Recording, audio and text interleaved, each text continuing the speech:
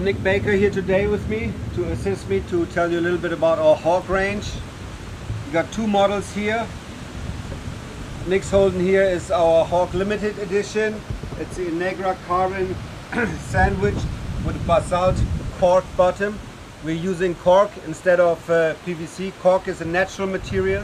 It's very nice, grows on trees, and that's what we use on our board. So you have little impact on the environment with this material. So we're substituting hazardous materials for, as you can see here as well, bamboo. The cork is painted, so you won't be able to see that on the bottom of this board, but it has very good mechanical properties, and it's a material that's starting to get used more and more in different industries. The Hawk evolved from the supercross discipline at the time, and as you might remember, it was a discipline sort of slalom with maneuvers incorporated on the course. So one main objective for the board was obviously to be very quick. So quick at the start and to get quick on the plane after the maneuver. That's what the Hawk still is. It's a very quick board with a lot of maneuverability. If you want it blast down, do carving 360, forward loop, bump and jump, and you want a little bit of challenge from your board, the Hawk's what you want. Excitement, that's the right word. Thank you. We have a pretty long flat here that gets you going immediately. Going into a smooth slide V double concave section up the nose.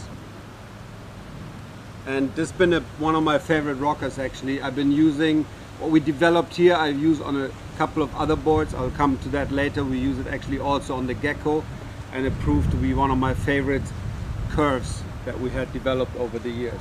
The thing I like about the Hawk is it sort of entices me to sort of lean back and sort of get up on the fin and want to blast and want to race my friends down the beach, if you like. Getting up on the fin brings me to one point, by the way.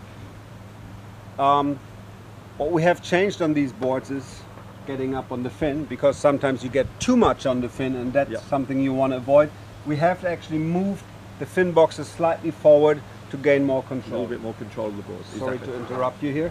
Well, we've still got the top end speed. We haven't lost any of that. Obviously, we've got the same rocker line we've had now for a couple of years, and like you said, we have it in one or two other models for that reason. But as I was saying before, I set the foot straps on the outside if I'm going to go on sort of a no cam blasting sail maybe, or even a 2 or 3 cam sail, something I want to get out onto the rail, sit off on the back of the fin and really get that sort of blasting, you know, enticing sort of feel. Nick, let me interrupt you one more time. You mentioned blasting along, leaning back. What we have done on the Hawks, you will notice that we have actually recessed the mast foot slightly here, like we do on our slalom boards, on our Falcons and our Rays. Because we have experienced by doing that you gain a lot of control. Again, that in combination with the moved fin box adds a lot of control. And if you're out of control, you'll never go fast and you don't enjoy yourself. But we want you to be in control, go fast and have fun. Absolutely. The Hawks feature a one length concept. They're all 245 in length, and if you look at the outlines, they're actually our narrowest freeride boards.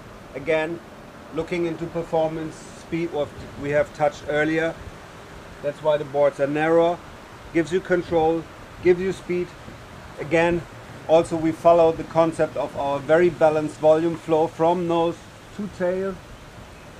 Very nice and even. Little fuller rails up the front, landing into a nice rail through the tail.